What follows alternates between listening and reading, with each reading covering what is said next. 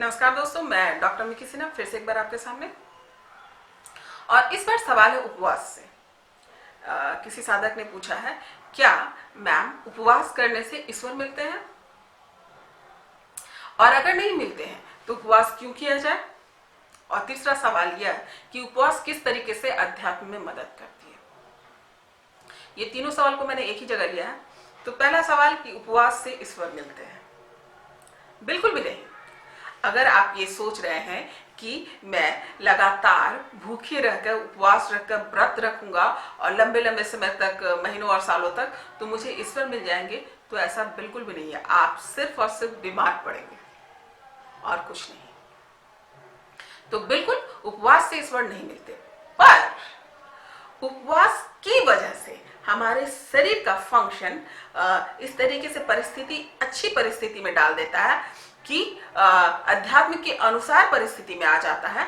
तो फिर हम क्या करते हैं कि हमारा ध्यान अच्छे से लगने लगता है, हमारी परिस्थिति अनुकूल हो जाती है उस उपवास की वजह से, और हम ज्यादा से ज्यादा समय ध्यान कर पाते हैं और सही तरीके से कनेक्ट हो पाते हैं, और उसकी वजह से हमें ईश्वर की प्राप्ति या अपनी मंजिल पर, हम अध्यात्म के उच्चतम मंजिल पे जरूर पहुंचते हैं।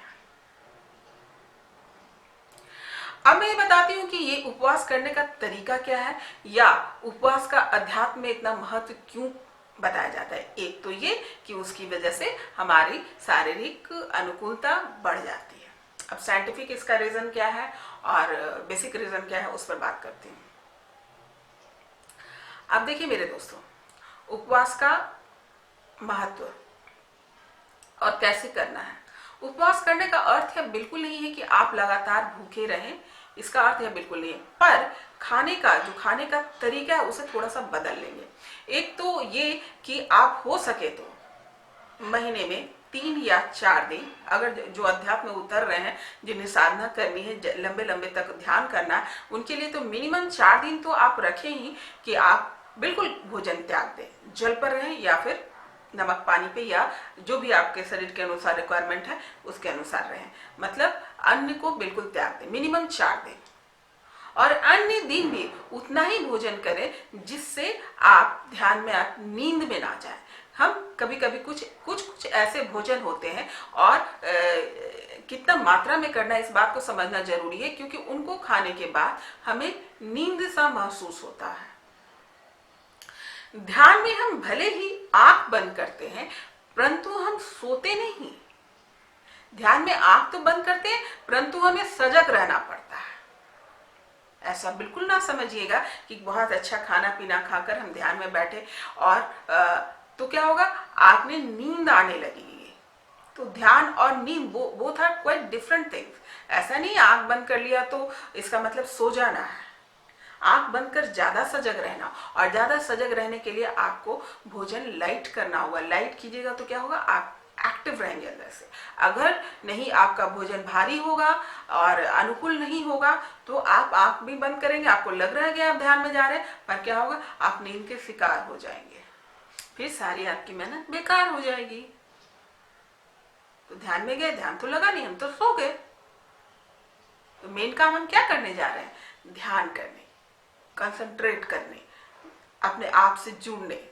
तो इन सब चीज के लिए जो है आपका लाइट रहना बहुत जरूरी है, और लाइट रहने के लिए आपको लाइट भोजन लेना चाहिए, और उपवास भी उसका अच्छा तरीका है। और एक और बात बताती हूँ कि जैसे अगर बहुत लोग ये सोचते हैं कि उपवास करने से वीकनेस आ जाता है, कमजोरी आ जाता है, पर ऐसा बिल्कुल नहीं है। एक तो आपके डाइजेस्टिव सिस्टम को आराम मिलता है, दूसरी बात यह है कि जब आप ध्यान कर रहे होते हैं और जब आप ध्यान में रहते हैं, तो आपको कॉस्मिक एनर्जी मिलती है, और उस एनर्जी से हमारा ऑलरेडी जो है हमारा शरीर ऊर्जावान हो जाता है, या फिर हमारी कुंडलनी जागृत होती है, तो वो भी ऊर्जा से भरपूर होती है। तो आप वीक तो कभी नहीं होंगे। अगर ऐसी जरूरत पड़ी भी तो वो इंट्यूशंस आते हैं उसके कि हाँ आप ये खा ले या कर ले, जो भी फिजिक को अगर जरूरत होगा तो इंट्यूशन आती है, पर कमजोरी जैसी बात तो कभी भी नहीं होती, क्योंकि आप ऑलरेडी ऊर्जावान होते हैं। और खाना भी हम किस लिए खाते हैं, एनर्जी के लिए खाते हैं, और वो एनर्जी हमें ध्यान के दौरान मिलती रहती है, कॉस्मिक एनर्जी, और इंटरनल भी बहुत सारी एनर्जी हम ध्यान के दौरान जो हम एक्टिव कर लेते हैं, तो उसकी वजह से भी।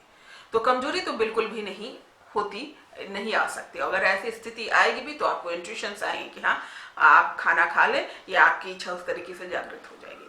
तो ये बिल्कुल एक दूसरे को कॉम्प्लीमेंट करते हैं। उपवास और ध्यान साधना ये दोनों को एक दूसरे को कॉम्प्लीमेंट करते हैं।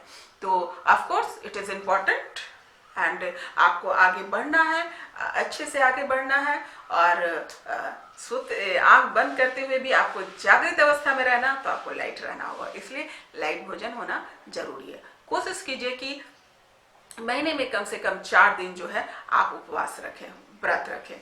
ऐसे भी देखिए हमारे जो संस्कृति है, भारतीय संस्कृति के अनुसार जो है महीने में 3-4 दिन ऐसे शुभ दिन आते हैं, जैसे शिवरात्रि, प्रदोष और आपको एकादशी। ये सारी जो आते ही इसीलिए है कि ये आपके जो व्रत आते ही इसलिए कि आप व्रत तो कर रहे हैं, साथ में आपका बॉडी भी, जो आपका सिस्टम है वो भी मैनेज हो जाए।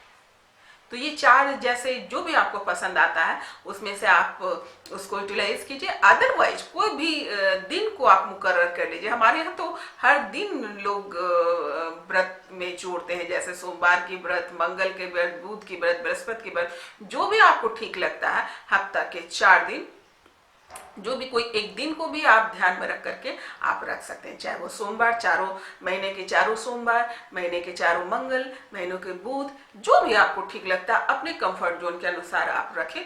वो काम करता है, जबरदस्त काम करता है। तो डेफिनेटली ध्यान में उतरने के लिए उपवास जो है आपको मदद करती है, और इस उपवास की वजह से आप जो है लंबे लंबे समय तक ध्यान में जा पाएंगे और सही तरीके से जा पाएंगे। नींद नहीं आएगी आपको, और जुड़ेंगे, कनेक्ट होंगे, और इसी के लिए तो हम उतर रहे हैं ना। तो ये छोटी सी प्रैक्टिकल है। और एट द सेम टाइम आप क्या कहते हैं, सांसारिक भाव में भी बात करूं तो ये भी जरूरी है, ताकि आपका डाइजेस्टिव सिस्टम जो है वो ठीक, उसकी साइकिल ठीक से चल पाए। उम्मीद करती हूँ मैं आपको आपकी बात का जवाब दे पाई मैं, कि हाँ उपवास से ईश्वर नहीं मिलते, लेकिन उपवास की वजह से आप ईश्वर तक पहुंचने में आपको मदद मिलती है। तो फिर मिलती हूँ नए सवाल, नए जवाब, नए विषय के साथ। नमस्कार।